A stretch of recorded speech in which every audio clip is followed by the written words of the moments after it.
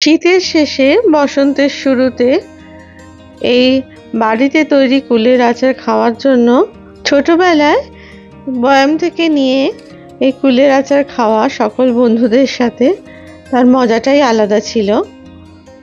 আর তার সাথে যদি বিট নুন আর সামান্য চাট মশলা দিয়ে এই কুলের আচার পরিবেশন করা হতো তাহলে তার স্বাদটা অন্যরকমই হতো। হ্যালো এভরিওয়ান, অসীমার কিচেনে আপনাদের সকলকেই স্বাগত। মায়ের হাতে শেখা এই কুলের আচার রান্নার রেসিপি নিয়ে আজকে আমি আপনাদের কাছে হাজির হয়েছি। এখানে আমি মোট 500 গ্রাম মতো কুল নিয়েছি। প্রথমে কুলের বোটাগুলোকে ছাড়িয়ে নিতে হবে।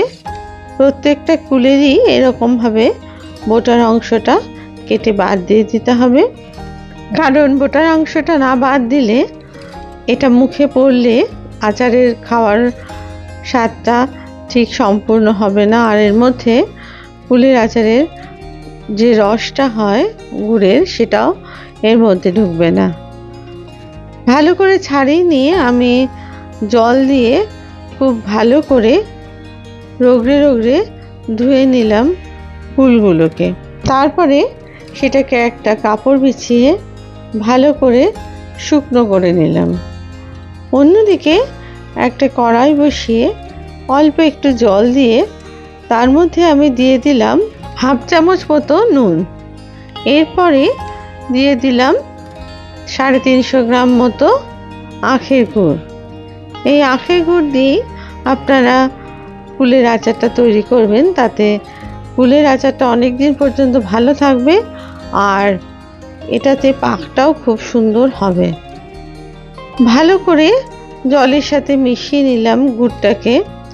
আমি প্রথমে জল দিয়েছিলাম যাতে তলাটা কড়াইয়ে ধরে না যায়, তার জন্য ভালো করে জাল দিয়ে গুড়টাকে তৈরি করে আমি পাশে রেখে দিলাম। অন্যদিকে একটা ফ্রাইং প্যান বসিয়ে তার মধ্যে দিয়ে দিলাম 1 চামচ মতো ধনে, 1 চামচ মতো জিরে, 1 চামচ মতো গোলমরিচ আর 1 চামচ মতো মৌরি আর 4টি শুকনো লঙ্কা। এটাকে ভালো করে ড্রাই রোস্ট করে নিতে হবে। যখন এটা ভালো ভাজা হয়ে যাবে তার মধ্যে দিয়ে দিলাম হাফ চামচ মতো 5 ফোড়ন। সমস্ত উপকরণগুলো ভাজা হয়ে গেলে বা সুন্দর গন্ধ বেরিয়ে গেলে একটা প্লেটে এগুলোকে ঢেলে নিতে হবে। এই মশলাটাকেই আচারের শেষে আমি দেব বলে তৈরি করে রাখলাম। অন্যদিকে গুড়টা একটু ঠান্ডা হয়ে গেলে আমি ছাঁকনির সাহায্যে এটাকে ছেঁকে নিলাম গুড়টাকে, কারণ গুড়ের মধ্যে অনেক সময় নোংরা থাকে তার জন্য। এরপর দেখুন কুলটা অনেকটাই শুকনো হয়ে গেছে। এবার কুলটাকে থালায় ছড়িয়ে রেখে দিলাম। অন্যদিকে একটা ফ্রাইং প্যান বসিয়ে তার মধ্যে দিয়ে দিলাম 4 চামচ মতো সর্ষের তেল আর 2টো কাশ্মীরি লঙ্কা। তেলটা গরম হয়ে গেলে আর লঙ্কাটা ভাজা হয়ে গেলে কুলগুলোকে দিয়ে দিলাম ফ্রাইং প্যানের মধ্যে একটু ভেজে নেওয়ার জন্য, যাতে করে কুলগুলো একটু নরমও হয় আর তার সাথে কাশ্মীরি লঙ্কার সাথে ভাজার যে গন্ধ সেটাও ঢুকে যায়, আর তারপরে কাঁচা যে গন্ধটা কুলে সেটাও থাকে না। একটা খুব সুন্দর গন্ধ বেরোয় এর থেকে। এইরকমভাবে ভেজে নিলে কুলের স্বাদটা একটু অন্যরকমই হয়। গ্যাসের আঁচ বাড়িয়েই এই কুলটাকে একটু ভেজে নিতে হবে, মিনিট 4 থেকে 5 মিনিট পর্যন্ত। তারপরে যে ছেঁকে নেওয়া গুড়টা ছিল সেটাকে ঢেলে দিলাম কড়াইয়ের মধ্যে। তারপরে সেটাকে আবার জাল দিতে থাকলাম।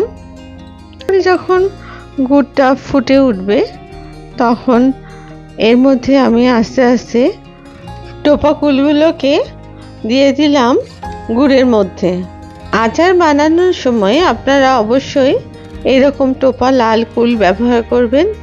যদি কাঁচা কুল হয় সেক্ষেত্রে আপনারা ভালো করে ধুয়ে রোদে একটু শুকিয়ে নেবেন, তাহলেই কুলগুলো পেকে যাবে। সব কুলগুলো দিয়ে দেওয়ার পরে খুব ভালো করে নাড়াচাড়া করে নিতে হবে, যাতে করে সমস্ত কুল একদম মিশে যায় গুড়ের মধ্যে। এবার গ্যাসের ফ্লেম একদম লো করে এটাকে ফুটতে দিতে হবে। এই রান্নাটা করতে আমার মোট 30 থেকে 35 মিনিট সময় লেগেছে, কারণ গুড়টাকে একদমই শুকনো করতে হবে এবং কুলটাকে ভালো করে যাতে গুড়ের মধ্যে মিশে যায় সেদিকেও লক্ষ্য রাখতে হবে। দেখুন আস্তে আস্তে এই গুড়ের কালার চেঞ্জ হতে শুরু করেছে, একটু কালচে রং ধরতে শুরু করেছে। এটা আপনাদের যদি এই রেসিপি ভালো লেগে থাকে তাহলে প্রত্যেকবারের মতনও লাইক, শেয়ার আর কমেন্টস করতে ভুলবেন না। আপনাদের প্রত্যেকটা কমেন্টস খুবই আমার কাছে মূল্যবান এবং আমি প্রত্যেকটা কমেন্টসের অপেক্ষায় থাকি। আর আপনাদের যদি আমার রেসিপি ভালো লেগে থাকে তাহলে চ্যানেলটিকে অবশ্যই সাবস্ক্রাইব করবেন, এই অনুরোধ রইল। আর পাশে থাকা বেল আইকনটিকেও অবশ্যই প্রেস করে দেবেন, যাতে করে নতুন রেসিপি দিলেই অতি সহজে আপনাদের কাছে পৌঁছে যায়। জাল দিতে দিতে দেখুন কুলটা একদমই সেদ্ধ হয়ে গেছে আর রঙটাও আস্তে আস্তে চেঞ্জ হয়ে এর রং কালো মতো হয়ে গেছে। এবার আমি দিয়ে দিলাম একটা লেবু রস ভালো করে চিপে, কারণ এই লেবুটা দিলে একটা সুন্দর গন্ধ বেরোয় আর আচারটাও অনেক দিন পর্যন্ত ভালো থাকে। এরপর আরও কিছুক্ষণ মিনিট 5-10 এটা নাড়তে হবে। তারপরে দিয়ে দিতে হবে ভাজা মশলাটা, যেটা আমি আগে ড্রাই রোস্ট করে রেখেছিলাম। মশলাটা দিয়ে আরও মিনিট 5-6 ভালো করে জাল দিয়ে নিতে হবে, যতক্ষণ আচারের মধ্যে একটা চিটচিটে ভাব না আসে। এই সময়ে আমি লঙ্কাটাকে, কাশ্মীরি যে লঙ্কাটা ফোড়নে দিয়েছিলাম সেটাকে ফেলে দিলাম, আর প্রয়োজন নেই এটার। তারপরে আবার নাড়তে থাকলাম। এই সময় খুবই অনবরত নাড়তে হবে, না হলে গুড়টা তলায় ধরে যেতে পারে। দেখুন আমার আচার সম্পূর্ণ হয়ে গেছে। এই সময় আমি গ্যাসটাকে অফ করে দিলাম। তারপর আচারটাকে ঠান্ডা করতে দিলাম মিনিট 5। একটা বলে এটাকে পরিবেশন করলাম। দেখুন কত সুন্দর রং হয়েছে এই আচারের। এই রকম কালচে রং হতে হবে আচারের, তবেই জানবেন আচারটা খুবই সুন্দর হয়েছে এবং এটা স্টোর করে রাখলে এটা 1 বছরের মতো একদম কোনো নষ্ট হবে না এবং খুবই ভালো থাকবে। অনায়াসেই আপনারা এটা বানিয়ে নিতে পারেন। দেখুন এর চেহারাটা কত সুন্দর হয়েছে।